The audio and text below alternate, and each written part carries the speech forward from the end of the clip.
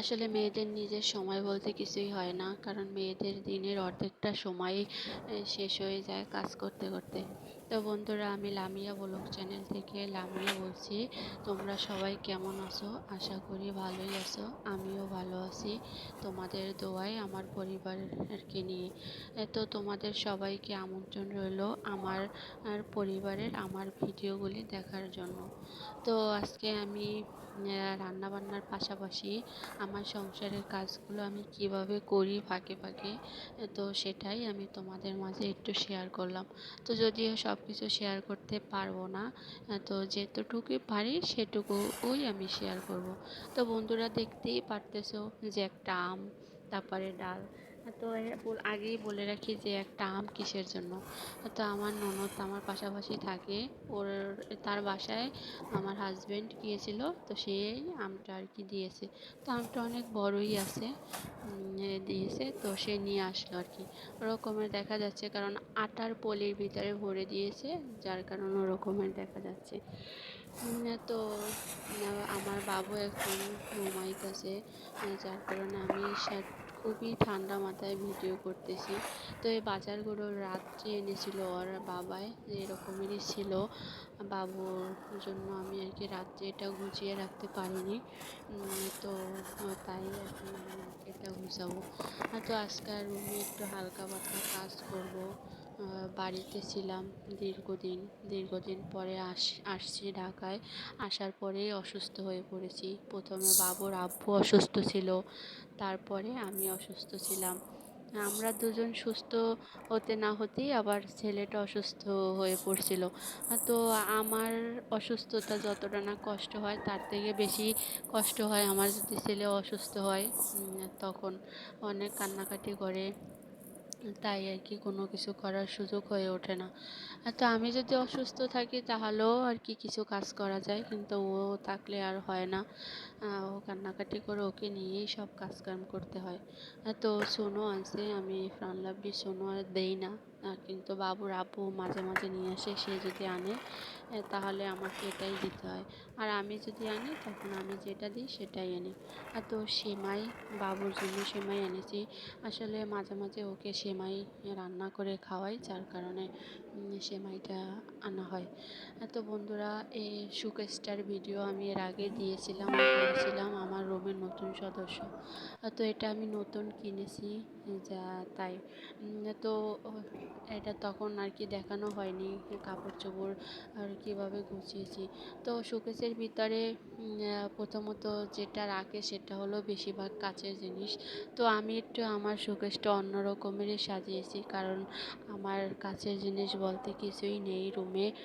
তাই আমি আমাদের তিনজনের জামা কাপড়, শীতের তা, গরমের তা, তারপরে নতুন জামা কাপড়, আমার বাবুর তা, এই সব কিছুই রেখেছি। খাতা, কম্বল হলে এই সব কিছু, বালিশ, মনে করেন নিচেরগুলোতে এগুলোই রেখেছি, এগুলো দিয়েই সাজালাম।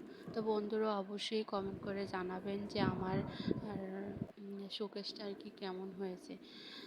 তো শোকেসটা ধরার মানে এই ভিডিও করার আগে বা সাজানোর আগে আমি এর একটা ধুয়ে রোদ দিয়েছিলাম অফ ক্যামেরায়, তোমাদের দেখাতে পারিনি। তো বাইরে অনেক রোদ, ধুয়ে রোদ দিয়েছি যে শুকিয়ে যাবে ঘরের কাজকর্মগুলো করার সাথে সাথে।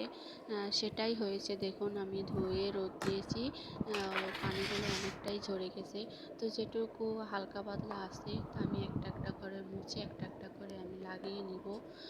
তো বাবু ঘুমাইতেছে, তো এটার ভিতরে যা ছিল সব কিছু আমি খাটের উপরে রেখেছি।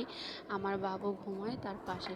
তো ভাবলাম এটা আমি ও ঘুমে থাকতে থাকতেই লাগিয়ে নিই, কারণ ও উঠে গেলে কাপড় চোপড়গুলো আর কি ও সারা রুম আর কি ছড়িয়ে ছিটিয়ে রাখবে, যার কারণে ও ওঠার আগেই আমি এটা আর কি গোছাবো। তো দেখতেই পারতেছেন আমি একটা একটা করে মুছতেছি, একটা একটা করে লাগিয়ে নিচ্ছি।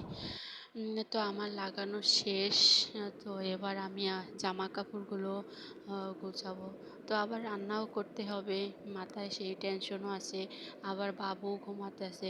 তো ভাবলাম যে ও যখন ঘুমাতে আছে রান্না বান্না করার আগে আমি আর কি হালকা পাতলা কিছু কাজ করে নিই, কারণ ওকে নিয়ে এসব কাজ করা যায় না। আর কাজ করা গেলেও মনে করেন মানে ও কান্না করে, আমার ফোন নিতে চায়, যার কারণে ভিডিও করা হয় না।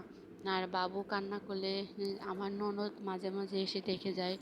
যদি বাবুর আব্বুর কাছে বলে যে এরকমের তোর বউ ভিডিও করে, ছেলে কান্না করে, তখন বিচার দিলে বাবুর আব্বু আর কি আমারে খুব রাগারাগি করে।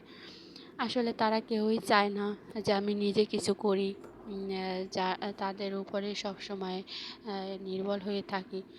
তো তারা বলে আমি ফোন দিয়ে এগুলো কেন করব, তারা বলে আমাকে অন্য কিছু করতে, বাহিরে গিয়ে কাজ করতে। তো বাবু ছোট, এই অবস্থায় অবশ্যই আমি বাহিরে গিয়ে কোনো কিছু করতে পারবো না, বা আমি চাই না করতে। তারা বলে যে বাবু নাকি আমার ননদ রাখবো, তাই আমি আর কি বাইরে গিয়ে কাজ করব, আর বাবু তাদের কাছে থাকবে। তো এটার ভিতরে আমি ভাত তরকারি রাখি, দেখেন বন্ধুরা কেমন করে সাজিয়েছি। তো ডাল আর ডিম বোনা করতেছি। কথা বলতে বলতে আমার কাজ সব শেষ হয়ে গেছে প্রায়, রান্না বান্নাও শেষের দিকে। আমার বাবু এখনও ওঠেনি, তো ঘুমে থাকতে থাকতে আমি সব কিছু চালু করে নিয়েছি। তো বন্ধুরা রান্নাবান্নাও শেষ, তো দুপুর শেষ, বিকেল শেষ, এবার প্রায় সন্ধ্যা 6টা, মাগরিবের একটু আগ মুহূর্ত। বাবুকে নিয়ে একটু দুষ্টুমি করতেছি, বলতেছি বাবা তুমি খাবা। ও হা হা করে আমার দিকে এগিয়ে আসতেছে। তো বন্ধুরা আজকের ভিডিওটা এ পর্যন্তই, কেমন হয়েছে অবশ্যই জানাবেন। আসসালামু আলাইকুম।